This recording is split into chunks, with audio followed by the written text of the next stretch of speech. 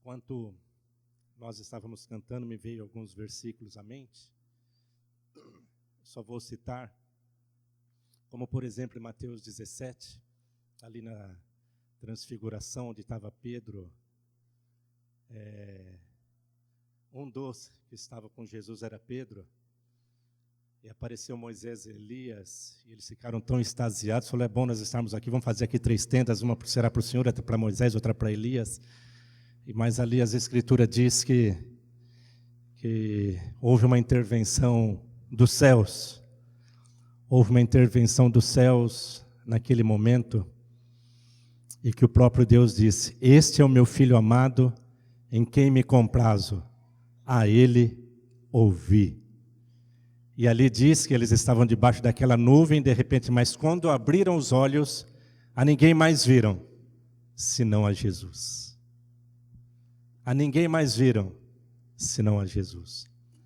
Que a ninguém mais vejamos, senão a Jesus. Porque Ele que é o resplendor da glória de Deus. Ele é a preciosidade. Ele é o nosso tesouro. Ele é tudo o que nós precisamos. Paulo falando em 1 Coríntios 3, 10 e 11, ele fala, eu como prudente construtor, lancei o fundamento, mas ele fala, mas cada um veja como edifica. E o 11 ele fala, porque ninguém pode lançar outro fundamento além do que foi posto, o qual é Jesus Cristo. Ninguém pode lançar outro fundamento além do que foi posto, o qual é Jesus Cristo. Jesus falando em Mateus 28, 18, ele fala, ensinando-os a guardar todas as coisas que eu vos tenho ordenado. Que eu vos tenho ordenado. Hebreus 1, 1 e 2, ali fala, havendo Deus outrora falado muitas vezes e de muitas maneiras aos pais pelos profetas, nesses últimos dias nos falou pelo Filho, a quem constituiu herdeiro de todas as coisas e pelo qual também fez o universo. Ele fala, ele, Jesus, que é o resplendor da glória de Deus e a expressão exata do teu ser. Precisamos de mais alguém? Precisamos de mais alguma coisa? Em João 6, deve ser o versículo 66 ali, quando Jesus está falando para muitos discípulos, e muitos discípulos o abandonam, ele chega para os 12 e fala, e vocês? Vocês também querem ir? Interessante que Pedro não falou para onde iremos. Hoje está fácil. Fácil entre aspas. Hoje às vezes está fácil. Em que sentido? Às vezes alguém pode estar numa determinada congregação, se tem algum problema ali, salta para outra, muda para outra. Mas o problema sempre acompanha. Mas não foi isso que Pedro disse, para onde iremos. Pedro disse, para onde? Para quem iremos. E Pedro disse, porque só tu tens as palavras da vida eterna, e nós temos crido e conhecido que tu és o Santo de Deus. Então o conhecimento da pessoa de Jesus é que vai nos levar a viver nessa vida, nesse mundo, é que vai nos livrar de todo e qualquer engano, seja porque Ele é o verdadeiro.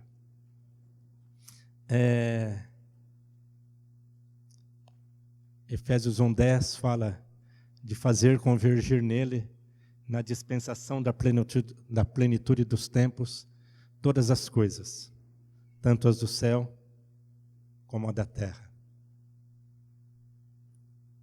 De fazer convergir nele, em Cristo, na dispensação da plenitude dos tempos, todas as coisas, tanto as do céu como as da terra. Então tudo tem que convergir nele. Tudo tem que convergir nele.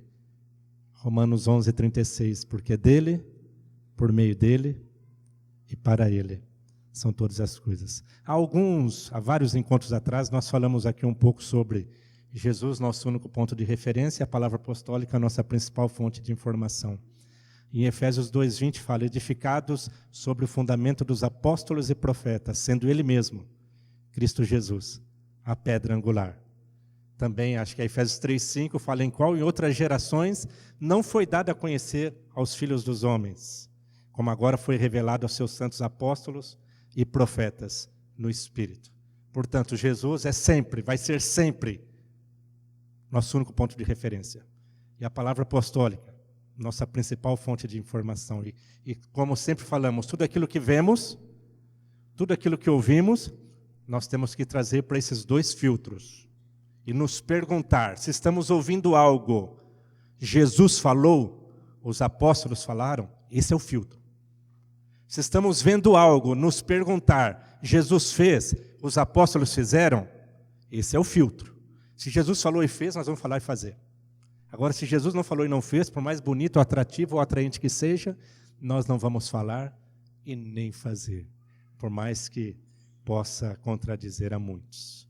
Então, fiquemos sempre, irmãos, com esses filtros, porque isso vai nos livrar de todos e quaisquer enganos, vai nos livrar de heresias, vai nos livrar de confusões na alma, vai nos livrar, tendo Jesus como nosso único ponto de referência. E a palavra apostólica vai nos livrar de comparações, porque Jesus, ele é suficiente em si mesmo. Nele reside toda a suficiência. Ele é a suficiência. Jesus, nosso único ponto de referência, e a palavra apostólica, nossa principal fonte de informação. Por isso que nós temos que conhecer muito bem, como o apóstolo João fala, o verdadeiro. E nós estamos nele, no verdadeiro. Vamos conhecer muito bem o verdadeiro? Amém? Amém? Estamos satisfeitos com Jesus? Estamos satisfeitos com Jesus? Jesus nos é suficiente? Precisamos de mais alguma coisa? Precisamos de mais alguém? Um versículo que eu lembrei no início aqui, que é, todos nós somos catequizados, 1 Pedro 2,9. Vós, porém, sois raça eleita, sacerdócio real, nação santa, um povo que pertence de vez em quando a Deus. Um povo de propriedade compartilhada. Propriedade compartilhada.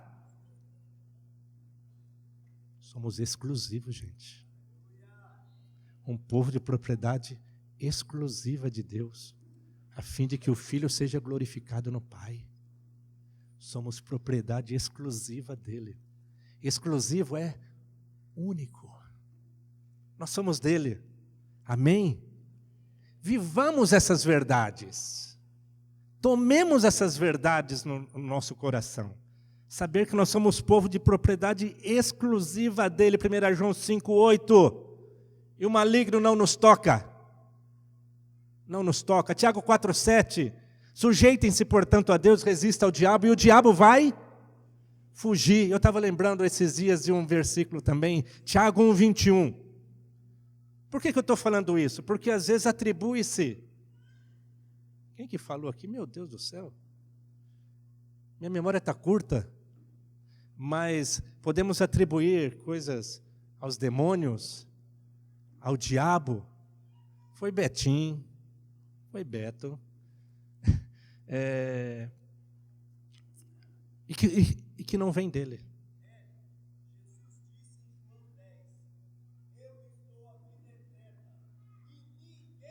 Pode. Amém. Ninguém.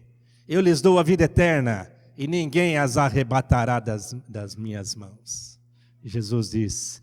Tiago 1,21 diz, despojando-vos de toda impureza e acúmulo de maldade, ali fala, acolhei com mansidão a palavra em vós implantada, a qual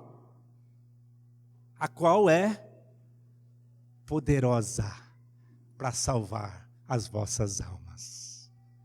Acolher com mansidão a palavra em nós implantada. A palavra, ela é poderosa em si mesmo. A palavra de Deus, ela é viva e eficaz, e mais cortante que qualquer espada de 2 gumes. E toda a Escritura é inspirada por Deus, as Escrituras dizem. mas acolher com mansidão. Vamos nos despojar, nos privar daquilo que não serve mais para nós. Nos privar de toda impureza. E vamos acolher com mansidão a palavra em nós implantada. E essa palavra é poderosa para salvar as nossas almas. Salmo 119, 50, ali fala: o que me consola no dia da minha angústia é isto, que a tua palavra me vivifica. E o Salmo 119, acho que é 111 também, né, que fala: lâmpada para os meus pés é a tua palavra, e luz para o meu caminho. E Jesus disse: eu sou o caminho, a verdade e a vida. Ponto final. Então as nossas vidas estão ocultas juntamente com Cristo em Deus. E nós estamos assentados, palavra de Deus, nas regiões celestes, em Cristo Jesus, acima de todo principado e potestade, poder e domínio, e todo nome que se possa referir. Estamos assentados. Assentados. Ou seja, então nós estamos em Cristo, propriedade exclusiva dele. Amém? Trazer um relato para vocês. No dia 20 de março, faz bem pouco tempo, alguns irmãos, nós estivemos, fevereiro, né? Nossa,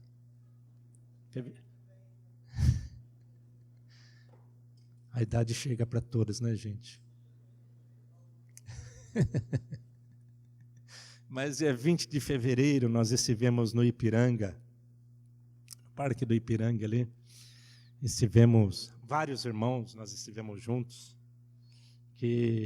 estivemos juntos com um irmão da Dinamarca, chamado Torben Søndergaard. Nós passamos o dia com ele, e, na realidade, nós tínhamos conversado entre nós pastores, nós já sabíamos, bem previamente, nós já sabíamos da vinda dele a São Paulo, como também esteve em Campinas, né, esteve no Rio de Janeiro, esteve em Campina Grande, né, e o Samuel entrou em contato conosco, falando da vinda dele aqui, para se gostaríamos de estar com ele, e nós demos um positivo para ele, que sim, para conhecê-lo, mas cá entre nós havíamos conversado entre nós pastores que iríamos só nós, né, e até então iríamos Nício e eu, né, porque João estava de férias, Ismar e William, por conta do trabalho secular ainda, né, não poderiam estar. E nós não iríamos trazer nenhum comunicado aos irmãos, porque nós queríamos ver e ouvir, né? Queríamos ver e ouvir, né, o nosso irmão Torben, né? Mas como hoje a tecnologia, através da tecnologia, tudo viabiliza tudo, né? Tudo. Então foi postado no Facebook, então de maneira que muitos irmãos foram e lá estivemos nós, também com vários irmãos de entre nós. Pois bem, mas queríamos destacar algumas coisas positivas que nós vimos ali, né? Já em primeiro momento ali, mesmo no saguão do hotel, Torben orou por vários irmãos, né? Orou por mim também, pela Márcia, orou por nós. Stevens e Sara foram cheios do Espírito Santo ali no saguão do hotel também, né? E outras pessoas também. Uma irmã entre nós foi curada também, não sei se ela está aqui, a Paulinha, mas teve uma ação de Deus sobre a vida dela ali. Então nós vimos isso de muito positivo, a ousadia na qual Torben age. E depois disso nós saímos para a rua com nós, até o Luiz Bianchini, que ele pediu para que o Luiz chamasse os que estavam na praça ali, com o megafone. Então o Luiz Bianchini foi o porta-voz lá, né, Luiz? E fomos lá para a praça, né? E ali nós vimos várias manifestações de Deus, pessoas sendo cheias do Espírito, pessoas sendo libertas de demônios ali publicamente, né? Não vou dizer vimos cura, porque eu não vi particularmente, mas muito possivelmente tem havido. Então nós queríamos destacar esse ponto positivo da ousadia, da intrepidez do fato de estar na rua.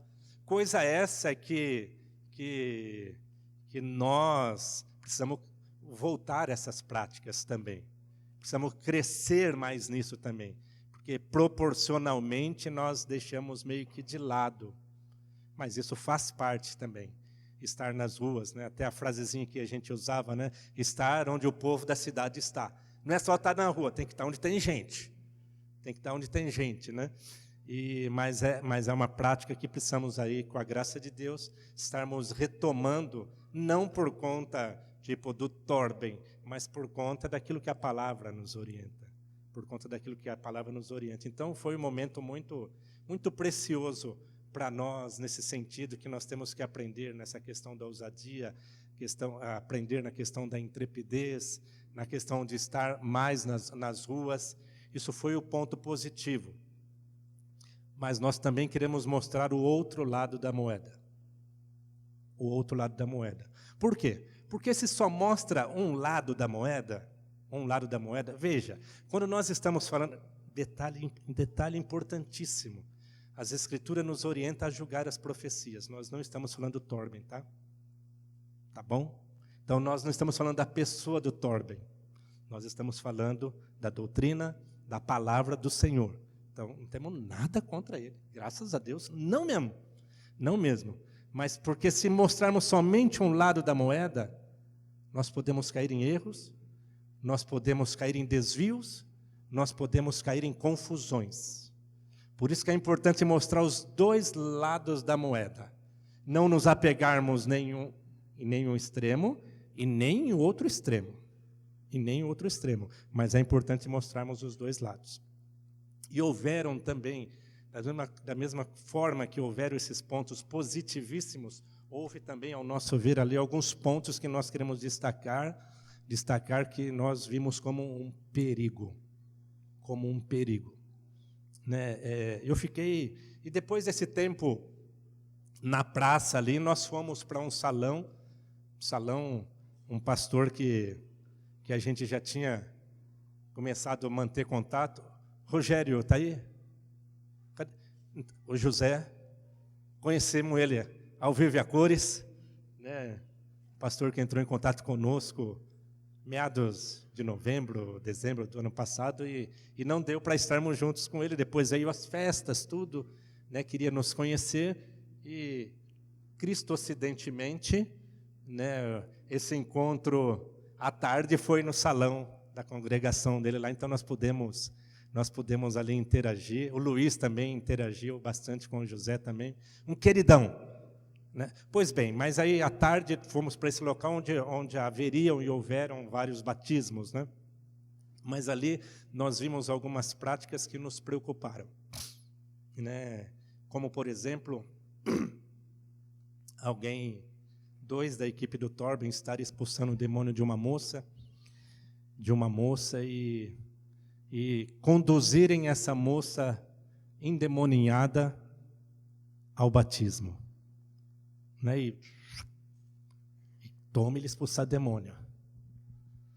Nós não vemos essa prática na vida de Jesus e dos apóstolos.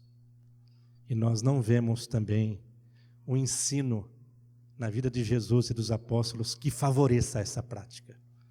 Nós não vemos, por isso nós vimos como um perigo,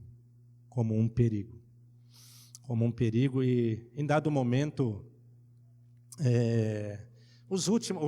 dentre nós, o último a sair foi Luiz, foi Luiz e Melissa, né? Foi Luiz e Melissa. Eu fui, Márcia, eu e Nicole, que a gente estava junto, nós fomos, acho que os penúltimos, mas Luiz depois ficou lá, e depois Luiz pôde batizar mais 4 moças lá em nome do Pai, do Filho e do Espírito Santo. Né? Em nome do Pai, do Filho e do Espírito Santo, conforme Jesus nos orienta em Mateus 28. E de maneira isso que vimos ali, nos trouxe muita preocupação, porque poderia trazer confusão no meio da igreja. E confusão, graças a Deus, poderia trazer confusão entre nós que estávamos lá também. Em dado momento, discerni ali que em algum momento, não estou dizendo que a moça não estava endemoniada, tá? Mas naquele momento, houve um momento que eu discerni que ela não estava endemoniada. E tentei, era uma piscina montada, ajoelhei ali para conversar com ela e comecei a interagir com ela. Mas aí, sinceramente, não deu para mim dar continuidade. Tal, tipo, o alvoroço que estava, não deu para me dar continuidade. E houve um momento que Torben e a equipe já estavam indo para o aeroporto. Ele falou, nós estamos aqui com uma guerra espiritual, então vamos todos nos unir, mas nessa de nos unir, um ficou expulsando o demônio de pombagira, outro foi expulsando outro demônio de rebelião, e assim vai, e aí ficou um clima pesado. Até disse para alguns irmãos que o demônio precisa de voz e comando. Voz e comando, né? Um, outro, que ele gosta de bagunça. Né? Mas aí depois viu outra moça que também até então estava endemoniada, mas aí parece que já estava recobrando a consciência, mas o pessoal vendo o demônio nela. Eu consegui arrastar ela de lado e comecei a conversar com ela, interagir com ela. E comecei a falar do amor de Deus, e falei, olha, Jesus está aqui, o Espírito de Deus está aqui. Eu falei, o que passar daqui não é demônio, vai ser você. É você. E começamos a interagir. E a moça recobrou a consciência. Mas por incrível que pareça, depois ainda conseguiram enxergar demônio nela. Né? A Nicole que nos falou isso aqui, né?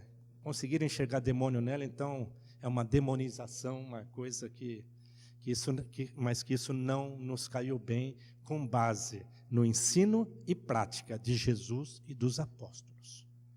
Se houvesse algum respaldo bíblico a isso, nós entraríamos por aí, mas não há. Uma outra questão também é que falaram que um irmão lá particularmente tinha demônios, espíritos hereditários sobre ele. Espírito de família e tal, que veio de um, de outro. E um irmão que estava com o irmão dele lá, de sangue, ele questionou num bom sentido, né, e a dois da equipe dele, e eles falaram que de fato é possível um cristão ficar endemoniado, ter demônios. Palavra dele, não foi algo que eu ouvi falar. É possível. Mas aí ele até falou para esse irmão, mas se você peca, esse irmão da equipe falando para o nosso irmão aqui, mas se você peca, você abre brecha. Ele falou, pois bem, abre brecha, mas se eu confesso e deixo, eu tapo a brecha. Ele falou, pois bem, você tapa a brecha, mas você tem que mandar o demônio sair. Onde nós vemos isso nas Escrituras? Não há base, não há respaldo nas Escrituras para isso. O porquê que nós estamos falando sobre isso, eu já vou finalizar minha fala. O porquê que nós estamos falando sobre isso? Porque há muitos vídeos,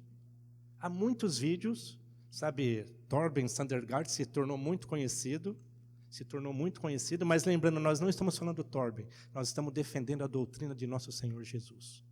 Só isso. Defendendo a doutrina de nosso Senhor Jesus, e que o nosso Senhor Jesus deixou para os apóstolos e para nós, e é isso que nós vamos fazer, independente do que falarem. Nós permanecemos com a palavra de Deus. Por isso que nós queríamos aqui mostrar, o nosso intuito aqui é mostrar os dois lados. Porque se mostra um lado só, vai para o engano, vai para a confusão. E o Espírito de Deus não é espírito de confusão, muito pelo contrário. Então a palavra é que nos direciona, a palavra, em detrimento da prática de qualquer um. Jesus disse em João 15,16, e eu já vou passar a palavra para um dos companheiros aí. Eu vos escolhi a vós outros, e vos designei para que vades, e deis fruto, e o vosso fruto permaneça. Qual a palavra do Senhor para nós? Nós somos comissionados para darmos fruto. Fomos comissionados para multiplicarmos a vida de Cristo, para pregarmos o Evangelho, para que haja edificação entre nós. Diz, os sinais seguirão aqueles que creem. Na prática, no exercício da pregação do Evangelho, se tiver sinais, glória a Deus. Glória a Deus, porque os sinais vão seguir, não vão preceder. Não vão preceder. Se no exercício da prática da palavra de Deus, que venham os sinais, que venham a cura, mas o foco é a pessoa de Jesus. O foco é a pregação do Evangelho de Jesus. Mas se tiver cura, amém. Porque o Espírito Santo nos conduz a isso. Mas nós vamos sair para pregar o Evangelho. Para pregar o Evangelho. Na dispensação da plenitude dos tempos. Todas as coisas hão de convergir em quem? Em Cristo. Esta é a última reforma. A centralidade da pessoa de Cristo. Essa é a última reforma. A centralidade da pessoa de Cristo. Porque dele, por meio dele e para ele. Não são os sinais. Que venham os sinais. Que venham os sinais. No exercício da pregação. No exercício da proclamação de Cristo, que venham os sinais, mas o foco é a pregação do nosso Senhor Jesus Cristo. Então, a última reforma é a centralidade da pessoa de Cristo, de fazer convergir nele, na dispensação da plenitude dos tempos, todas as coisas, tanto as do céu como as da terra. Nele também digo, porque nós fomos selados com o Santo Espírito da promessa. Tá bom? Então, eu vou parar por aqui. Depois, se for o caso, volto de novo. Um de vocês aí.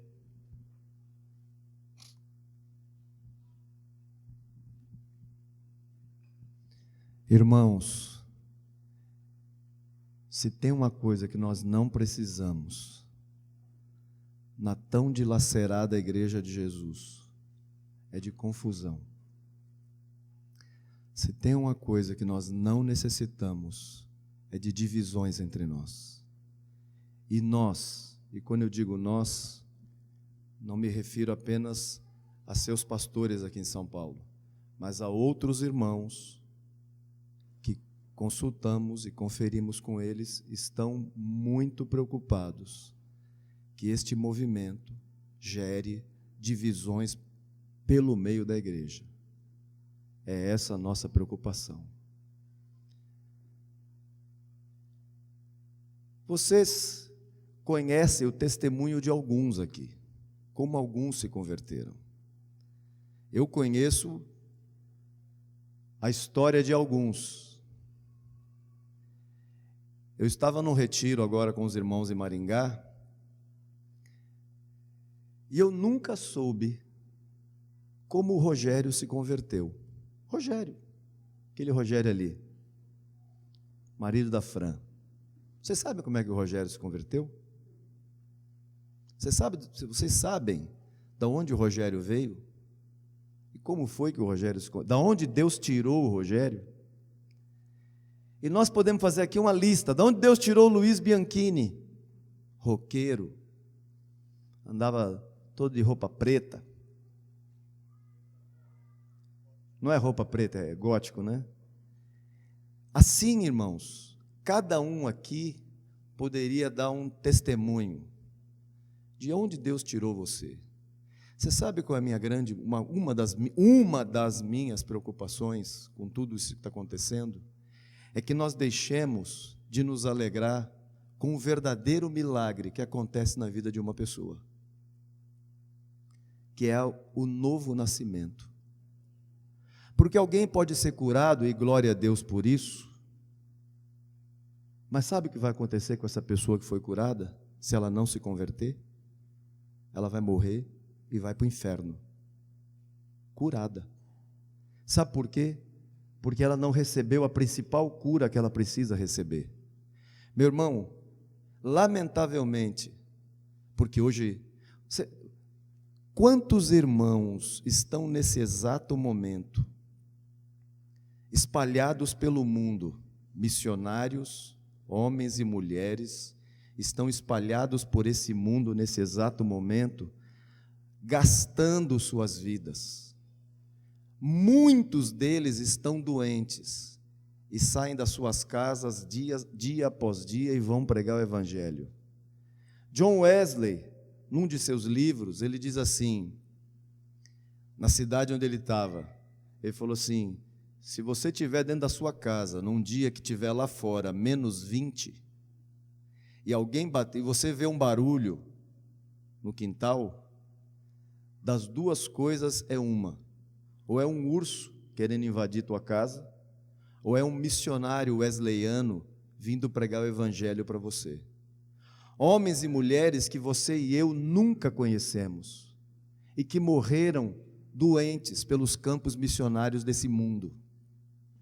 O que você pode imaginar? Alguém aqui já ouviu falar da Madre Teresa de Calcutá, uma freira católica, que pelo testemunho dela eu ouso acreditar que aquela mulher era convertida. Você sabe com quem ela trabalhava? Ela trabalhava com doentes terminais na Índia, na cidade de Calcutá. E um repórter uma vez foi entrevistá-la, e essa notícia correu pela internet aí. E a pergunta que esse repórter fez para ela foi: mas você trabalha com doentes terminais? Que glória há nisso? Como é que as pessoas vão saber do que você está fazendo? E essa mulher respondeu: meu filho, Deus não me chamou para ter sucesso, para ser conhecida. Deus me chamou para fazer sua vontade. O que dizer de William Carey, outro missionário na Índia, que passou 30 anos e provavelmente deve ter morrido pela Índia?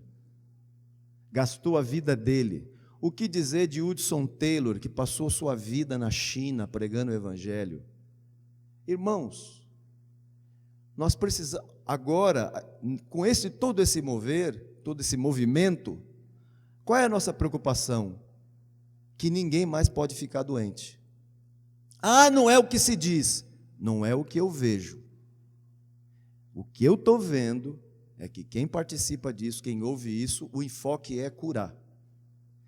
Num retiro de carnaval agora, numa cidade do norte de Minas Gerais, em Montes Claros, eu ouvi um testemunho de um dos pastores lá, de que uma moça de uma outra cidade, que teve contato com esse movimento, ela disse assim em tom de brincadeira, infeliz brincadeira, mas foi o tom de brincadeira: em nossa cidade agora nós estamos orando para o povo ficar doente, para a gente poder curar.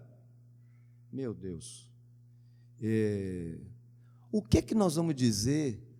O que é que nós vamos dizer para Eliseu, o profeta Eliseu, que morreu doente? Você sabia disso? Eu pergunto, por que Deus não curou Eliseu?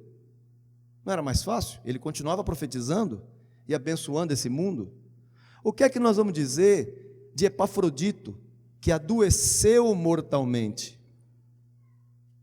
O que é que nós vamos dizer de Trófimo, que Paulo, quando escreve a carta a Timóteo, diz: olha, Timóteo, Trófimo não pôde me acompanhar nessa viagem porque eu deixei ele doente em Mileto. O que dizer do próprio Timóteo, que tinha frequentes enfermidades? Não era mais fácil Paulo orar por ele? E eu creio que Paulo orou, só Timóteo não foi curado. Eu creio que Paulo orou por Trófimo, só que ele não foi curado, e ele não pôde acompanhar Paulo na viagem. Então, irmãos, sabe por quê? O que dizer daquela galeria de homens de Hebreus 11, mortos ao fio da espada, cerrados ao meio, homens errantes pelos desertos, pelos antros da terra, que você e eu não somos dignos de desatar a sandália deles, e de tantos outros dessa galeria, tantos outros. Irmão, sabe por que isso é citado? Porque para esses homens pouco importava a saúde física. Esses homens queriam viver a obra do Senhor. Ele não estava preocupado se ia ser curado, ele queria gastar a vida dele. Vocês conhecem dois irmãos. Esses dias eu estava com a Sandra pela manhã, a gente estava orando e conversando sobre todo esse frisson que está pelo Brasil afora, e eu me lembrei de dois irmãos muito próximos de nós. Eu já os conheço há alguns anos, me refiro a Marcos e Mário. Eu não sei quantos de vocês sabem do estado de saúde desses dois. Eu quero dizer uma coisa, nessa manhã eu fiz uma oração: Senhor, eu quero morrer doente, que nesses caras morreram, mas eu quero ter certeza que eu morri doente porque eu gastei minha vida com a obra de Deus, eu adoeci por causa da obra de Deus. E qual o problema de ficar doente? Qual o problema? Ficar doente agora é porque não tem fé? Gente, pelo amor de Deus, nós vamos orar pelos enfermos? É claro, porque Jesus mandou. Agora eu vou sair com esse frisson, eu tenho que curar? Eu vou para a rua agora não para pregar o evangelho, eu vou para a rua para curar as pessoas. Gente, vá para a rua, voltemos para a rua, mas não só para as ruas. Volte para dentro do metrô, com aquela pessoa que está sentada do teu lado. Volte para a fila do banco, com aquela pessoa que pode estar na frente ou atrás, ou pode estar sentada numa cadeira com a senha, porque agora não tem fila mais, né? Você recebe uma senha e é atendido rapidinho, mas sempre vai ter uma pessoa sentada do teu lado. Volte para essa rua. Volte para a rua da fila do supermercado, dos corredores do supermercado, por aquele atendente que está ali. Volte para essa rua também. Não me volte só para a rua de quarta à noite, sábado de manhã, ou sábado à noite, um dia previamente marcado que nós vamos sair para curar as pessoas, que isso é uma bobagem. Volte para a alegria de ver o milagre que Deus fez na vida de irmãos e irmãs que estão entre nós e de gente que está se convertendo. Me falaram, Ramon da Giovana, que o irmão do Ramon foi batizado. Vai batizar, mas vai batizar. Ouçam a história desse rapaz que vai batizar. Esse rapaz vai ser curado. Sabe do quê? Da maior enfermidade que o homem tem. A enfermidade física, o máximo que ela vai conseguir fazer comigo é tirar minha vida física. A enfermidade. Se eu chegar à morte. Agora, a enfermidade espiritual, além de tirar minha vida física, vai me levar para o inferno. Eu pergunto, com qual enfermidade nós temos que nos preocupar mais? Uma enfermidade chamada pecado. Não é enfermidade chamada dor de cabeça, dor na perna, dor no joelho. É a enfermidade chamada pecado. E que o salário dele é a morte eterna. Irmãos, o que nós sabemos e nós nos preocupamos, porque hoje agora tudo é mídia, tudo é vídeo. Você e eu só ficamos sabendo disso. Sabe por que você sabe pouca coisa da Madre Teresa de Calcutá? Porque ela não pôs no YouTube, não tinha, né? Sabe por que você e eu não sabemos pouca coisa de William Carey, de Hudson Taylor e de tantos outros missionários que torraram suas vidas com o Evangelho, que gastaram suas vidas com o Evangelho, porque na época deles não tinha YouTube. Eles fizeram a obra quietinhos. Mas eu vou te dizer, aquele grande dia, o dia que o Senhor vai entregar o tal do galardão na mão de cada um, nós vamos ter uma surpresa, porque nós vamos ver gente ganhar galardão que nós nunca imaginemos que ele ganhou. Sabe por quê? Porque a gente não viu a obra que ele fez. Deus viu, porque ele estava fazendo aquela obra quietinho. Não, irmãos, e Torben não tem nada a ver com isso. Isso para mim tem a ver com algum nível de insatisfação pessoal. Mas é ridículo ver irmãos e irmãs hoje com um celularzinho na mão, assim, nós estamos indo para a rua agora para orar por pessoas e elas vão ser curadas. Foi exatamente o que Jesus mandou fazer, né? Jesus falou assim, o que sua mão esquerda fizer, que a direita veja. Não foi isso que Jesus falou? Jesus falou assim, olha, quando você for orar, sobe, vai numa praça bem alta e que todo mundo veja você orando. Me parece que Jesus falou para entrar num quarto e fechar uma porta. Então, você e eu, nós só conhecemos esse movimento, queridos, e com todo respeito, nós não estamos aqui julgando pessoas, mas julgando conteúdo e prática, e o que nós estamos vendo de infantilidade pela igreja do Brasil afora, de meninice, não é? Nós só sabemos porque está no YouTube. Veio da Dinamarca para cá e nós vimos assim num raio, porque alguém postou na internet. Se não tivesse postado, ele estava lá na Dinamarca fazendo o que Deus mandou ele fazer, quietinho, e você e eu não saberíamos. Irmãos, voltemos à prática simples. Irmãos, temos que ir para a rua? Vão e fiquem quietos. Vão e não façam propaganda. Vão e façam exatamente aquilo que Jesus mandou e espere que tua recompensa virá daquele que disse que vai recompensar. Ponto final. Cuide da tua vida, cuide da tua casa, se preocupe com a tua casa, com o andamento se a tua vida espiritual não está bem, vá buscar o Senhor, cuide da tua vida espiritual, se encha de Cristo, amém? Fiquemos com as mesmas coisas, com aquilo que Jesus disse. Irmãos, e com todo amor e carinho, irmãs, os maridinhos de vocês levantam de manhã e vão para o trabalho. Por favor, irmãs, não fiquem. Eu vou dar vou fazer esse pedido geral. Mas, irmãs, por favor, cuida da casinha, cuida das coisas da casa, não fica na internet vendo vídeo após vídeo disso, porque isso vai encher tua cabeça, e teu maridão vai chegar em casa à noite, e ele vai ter que administrar outro problema, apacentar você, pastorear você, te orientar você, e talvez corrigir você. Eu recebi um tipo de telefonema desse semana passada, a ajuda de um marido, que a esposa tinha recebido um tal de um vídeo desse, e já estava lá confusa com a doutrina que nós estamos com ela desde o começo do primeiro século. Ela estava confusa com isso. Graças a Deus ela entendeu e tal, mas confusões, eu desligo o telefone com ela, me liga um irmão lá de Santa Catarina, com a mesma confusão. Eu vou te dizer, eu passei pelo menos umas 2 horas, com minha orelha chegou a esquentar, de tanto tempo que eu fiquei no telefone, ajudando irmãos aqui, ali, falando, eu falei assim, irmãos, pelo amor de Deus, a doutrina não mudou, continua a mesma, por favor, fiquem tranquilos, amém? Voltemos, olhemos um irmão que se converteu, lembra da tua vida quando você se converteu, o que Deus fez, de onde Deus te tirou, não é? E lembra daquela... Vocês não sabem a tradução, alguns não sabem a tradução, mas é uma música antiga em inglês, Oh Happy Day. Sabe o que essa música fala? Que dia feliz, o dia que os meus pecados foram lavados. Ainda é um dia feliz para você? O Hélio falou de ficar satisfeito com Jesus. Você ainda fica feliz só com Jesus? Mais nada, não precisa ter mais nenhum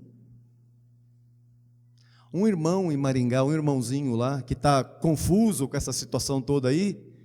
Eu usei uma expressão numa das ministrações em Maringá. Eu falei assim, irmãos, Jesus é mais importante que os dons.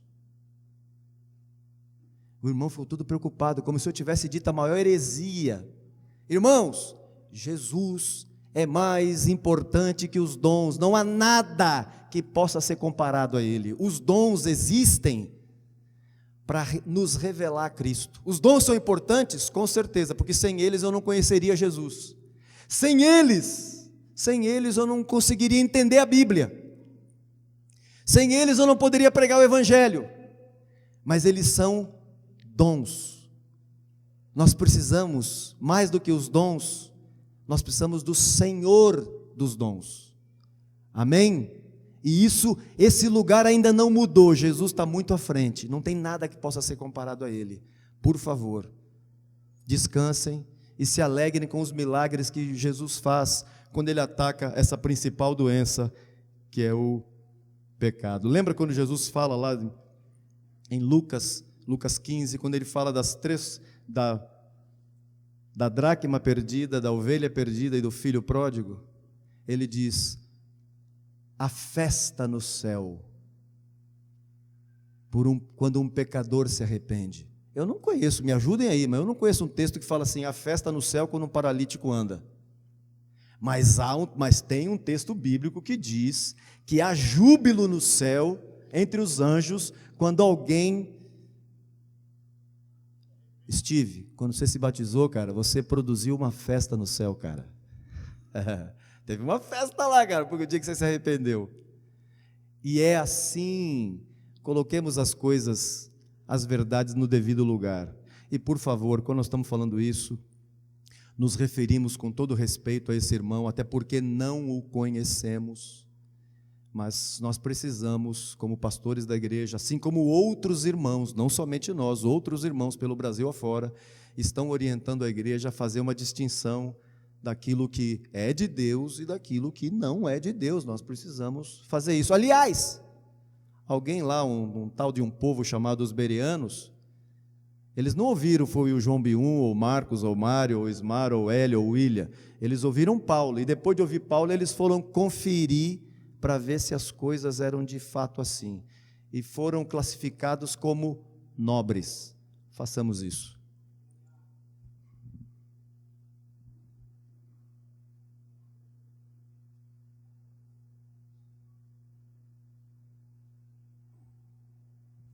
Como o Hélio disse, eu não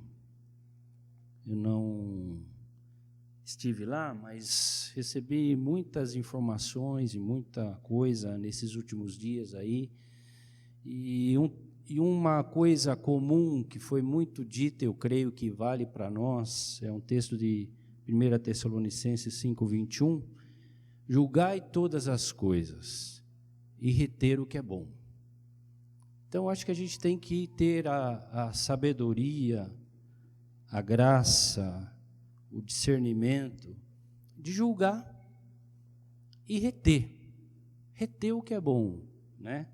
E aí também me veio à mente, me veio ao coração outro texto que eu queria que os irmãos abrissem aí, Hebreus 5, versículo 11, em diante. Isso que está falando, eu não sei exatamente quando foi escrita a carta de Hebreus, não sei se alguém aí conhece, sabe, mas eu penso que há muito tempo, certo ou não? Todo mundo concorda? Então, eu creio que as Escrituras, elas mostram situações que são recorrentes da igreja e vêm para nos orientar, para nos exortar, para nos ensinar. E Hebreus 5:11 é um texto muito conhecido, a partir do 11, na verdade, diz isso: a esse respeito, temos muitas coisas difíceis, coisas que dizer e difíceis de explicar, portanto, tendes tornado tardios em ouvir, pois com efeito, quando devia ser mestres atendendo o tempo decorrido, tendes novamente necessidade de alguém que vos ensine de novo quais são os princípios elementares dos oráculos de Deus, e assim vos tornasses como necessitados de leite, não de alimento sólido. Às vezes estamos aqui recordando coisas que são base, né? São base da nossa fé, mas temos que recordar para nós mesmos.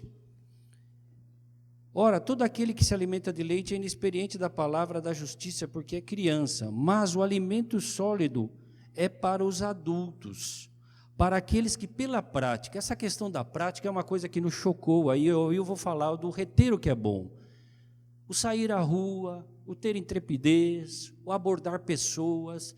Eu creio que é uma palavra que nós aprendemos não agora. Há quanto tempo nós aprendemos que a gente não deve ficar limitado às quatro paredes? Há quanto tempo nós aprendemos isso? Há muito tempo. Pergunto, o que nos impede de sair? O que nos impede de estarmos mais nas ruas? O que nos impede, conforme o João lembrou, o indo fazer discípulos não significa ter um evento para fazer discípulos, mas o indo é todo dia, em todo lugar, você está procurando ser um instrumento de Deus para compartilhar a palavra do Senhor.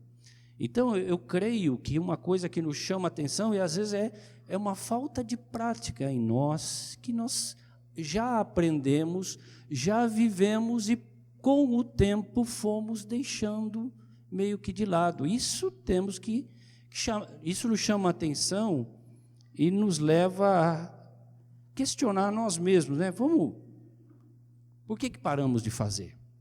O que nos impede de fazer, né?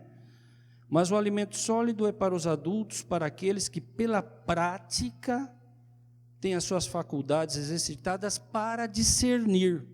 Outra coisa importante, para discernir não somente o bem, mas também o mal. Então, queridos, assim, para mim, o que eu gostaria de deixar para os irmãos é que nós temos vamos pegar aqui tudo aquilo que a gente conhece de palavra de Deus. Vamos pôr de um lado da balança. Aquilo que você conhece de palavra de Deus, coloca de um lado da balança. Agora, do outro lado da balança, coloque aquilo que você pratica disso que você conhece. Como é que está essa balança? Responda para mim. Como é que está a nossa balança? Ismar, como é que está a tua balança? Põe de um lado o que você conhece e põe do lado o que você pratica. A outra pergunta que eu quero fazer, tá bom, a balança pesou mais para o lado do que eu conheço. Pergunta é, o que me impede de fazer isso que eu conheço? Alguém te impede de fazer isso?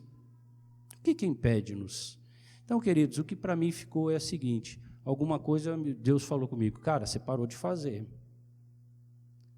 Você parou de fazer. E o conhecimento, o saber ensoberbece, mas o amor edifica, né? Outra coisa que o Ivan sempre dizia, né, que o exemplo não é uma forma de ensino, mas é a única forma de ensino.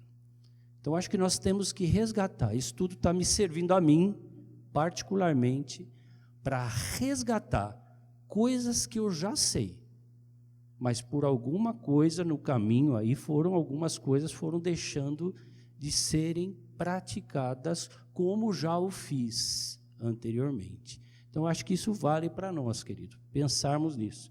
Tem pensando na água aqui, esse copo está meio cheio ou meio vazio? O que vocês acham? Está meio cheio ou está meio vazio? Hã? Meio cheio. Se eu quiser ver a coisa boa, se eu quiser olhar, tem como nós olharmos para isso e pegarmos coisas boas. Uma delas é checarmos a nossa prática. Checarmos também a nossa capacidade de discernir. Checarmos também a nossa capacidade de julgar. Mas também não dá para negar que esse copo está meio vazio. Não é verdade? É mentira falar que esse copo está meio vazio? Não. Se eu olhar só para um lado, eu vou ter meia verdade. Então, queridos, que o Senhor nos chame à prática daquilo que a gente já conhece. E que, de repente, o Senhor está puxando a nossa orelha. Por que você parou? Não é? Por que você parou? Amém, irmãos? Deus nos ajude e abençoe.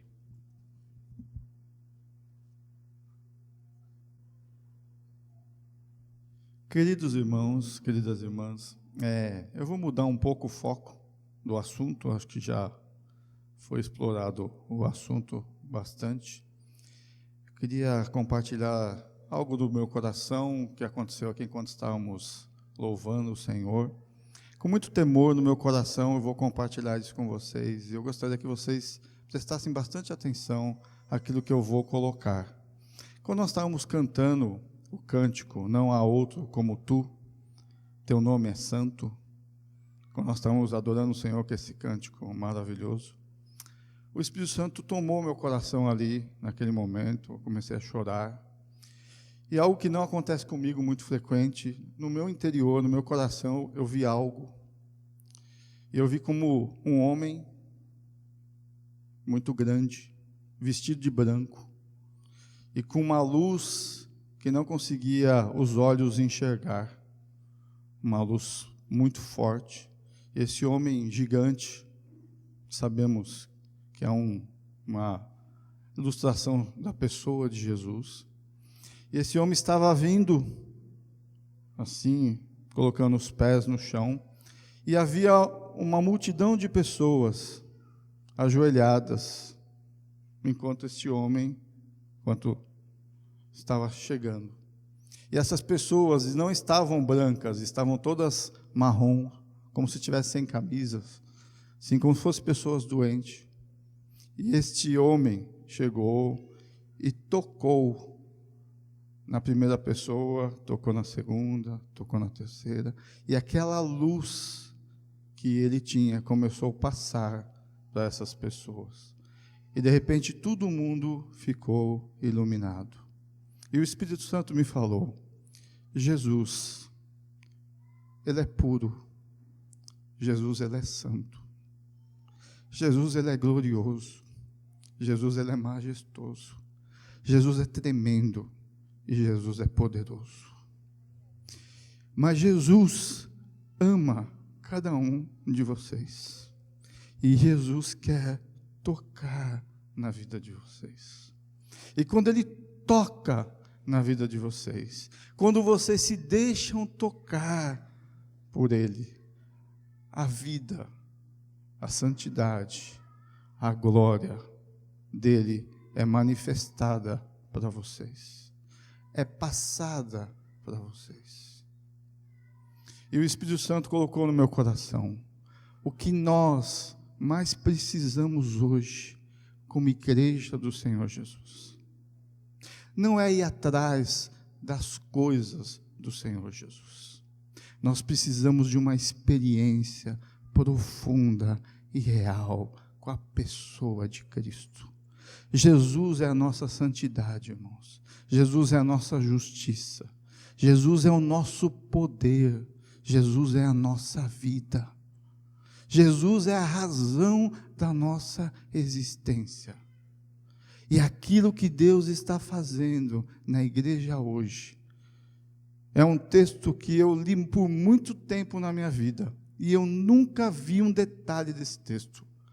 Quando o Espírito Santo está falando, quando Jesus, através do Espírito Santo, está falando às igrejas em Apocalipse, e na igreja de Laodiceia, ele dá um monte de repreensão àquela igreja, e dá um monte de orientações àquela igreja, mas no final, eu sempre ficar com a primeira parte do texto, mas no final Jesus dá a solução para aquela igreja. Ele diz, compre de mim. Eu parei nesse texto e falei, Jesus está vendendo algo para mim. Ele fala, comprem de mim vestiduras brancas. Comprem de mim ouro refinado. E compre de mim colírio para os olhos. Irmãos, o que nós mais precisamos hoje é colírio para os nossos olhos.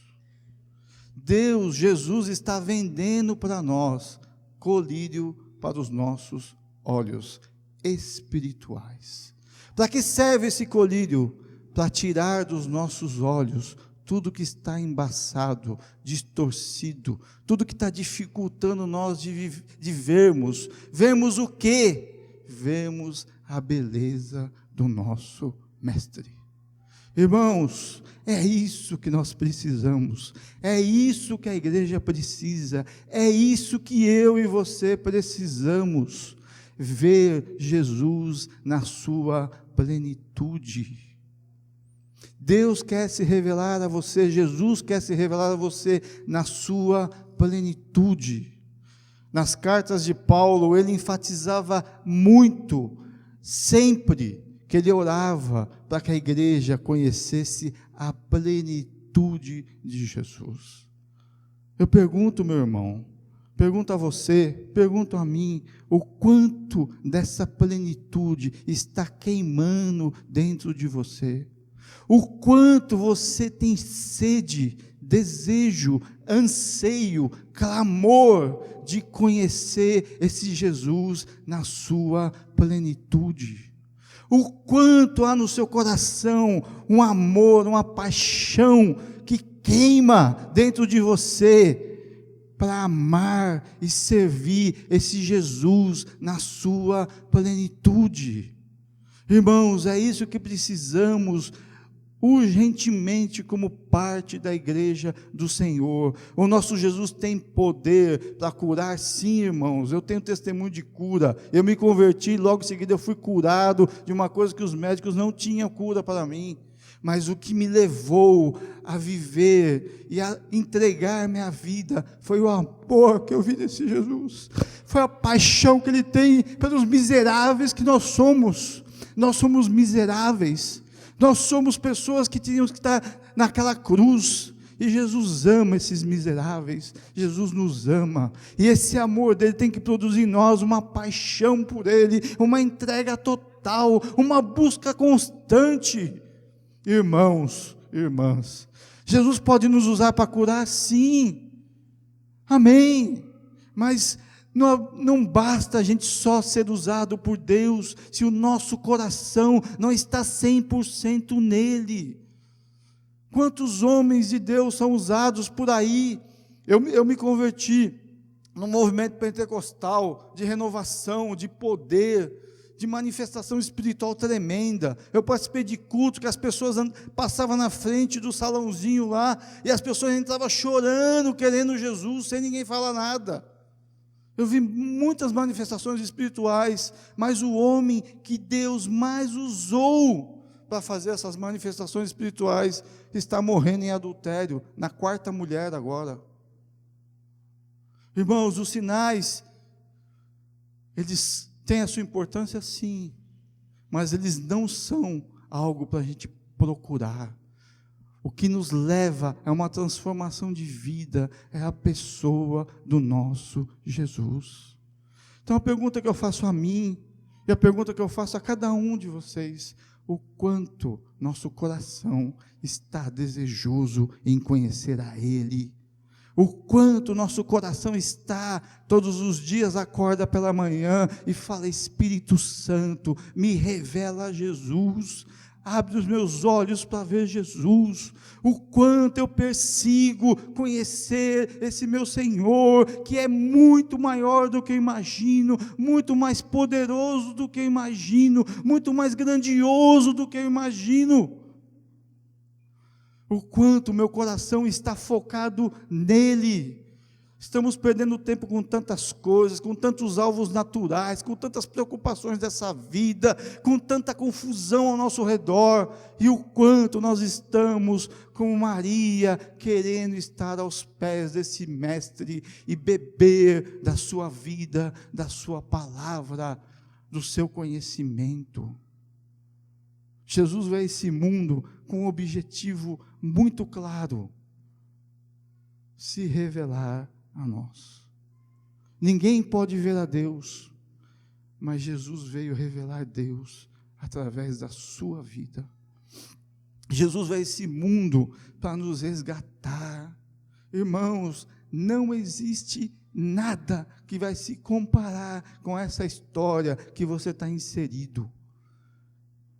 O Criador do universo, o Rei da glória, o que está sentado num alto e sublime trono de glória e majestade, que tem poder para realizar qualquer coisa, que criou o universo com uma palavra: haja luz e houve luz. Haja o firmamento e houve o firmamento. Haja os animais. Ele assoprou no homem e deu fôlego de vida. Esse Jesus veio a este mundo por sua causa, por nossa causa, pecadores. Nós estamos perdidos, e Ele veio por sua causa. Ele tem um amor por você incompreensível, e Ele quer que você o conheça profundamente. E é só assim que Ele vai poder nos usar da maneira que Ele quiser, com os dons que Ele tem para cada um de nós, com a graça que Ele tem para cada um de nós, mas o foco é a pessoa desse Jesus. Irmãos, que coloquemos como alvo principal das nossas vidas conhecer a Ele, ser tocado por Ele, se encher dEle, buscar a Ele, amar a Ele, servir a Ele e deixar Ele nos usar de acordo com o seu plano, seu propósito, sua vida. Se tem uma coisa que eu absorvi de tudo isso que eu ouvi e de tudo que está acontecendo aí ao nosso redor, é uma coisa só que eu vi na vida desse irmão: é a busca que ele tem por conhecer Jesus.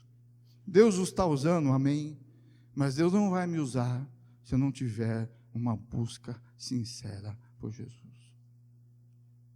Entende?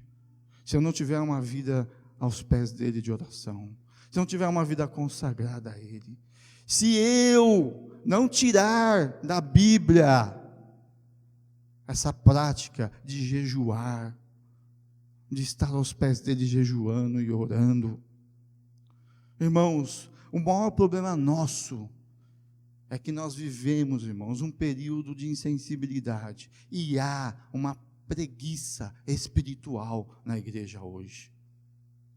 E a igreja está procurando atalho para coisas que você não alcança com atalho. Você não alcança com um fast food, não tem McDonald's no céu. Jesus disse, o reino de Deus é tomado por esforço.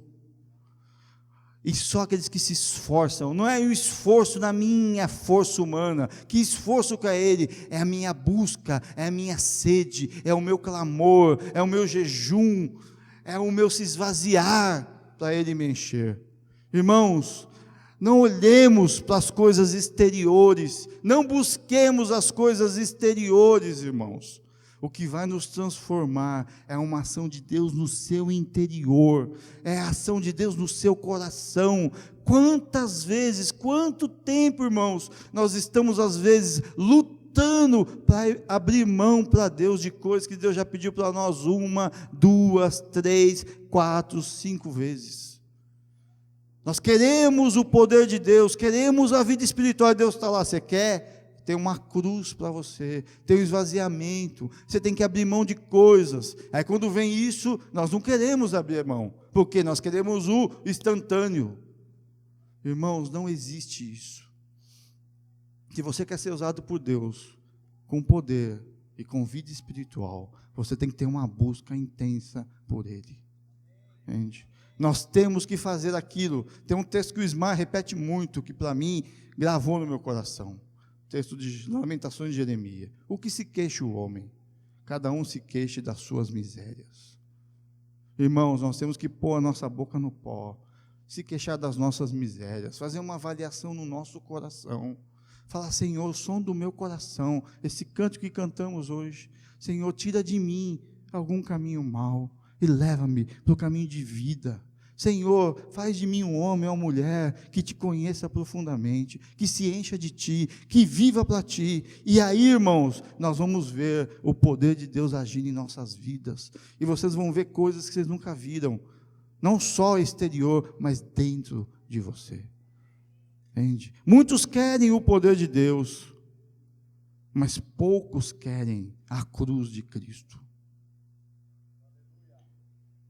A história da igreja está cheia de pessoas que buscaram poder e terminaram a vida em pecado, a vida destruída.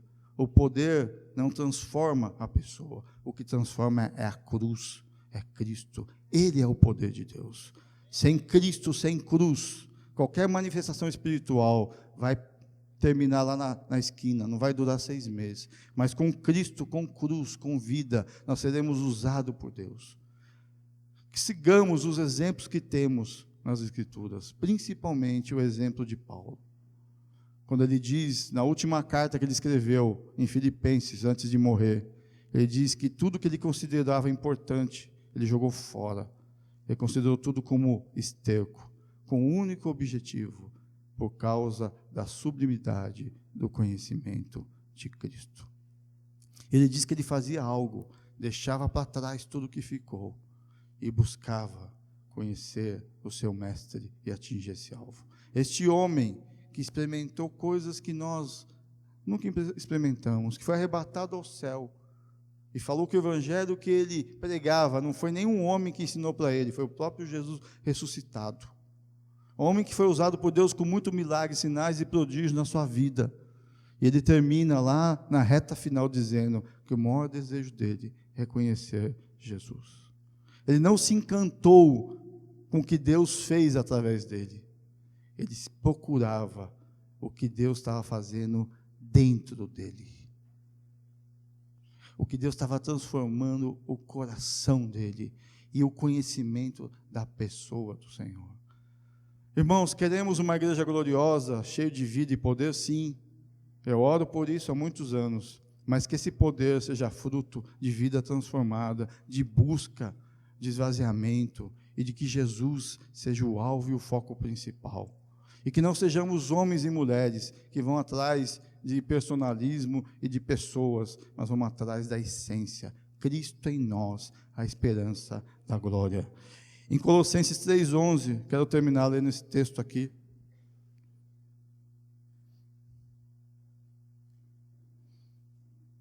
Diz assim: no qual não pode haver grego nem judeu, circuncisão nem incircuncisão, bárbaro, cita, escravo, livre, porém Cristo é tudo em todos. Qual que é a obra de Deus antes da volta de Jesus? Deus quer que tudo seja centralizado em Cristo, que Cristo seja tudo em todos. Irmãos, queremos cooperar com o reino de Deus, que Cristo seja tudo na sua vida. Amém?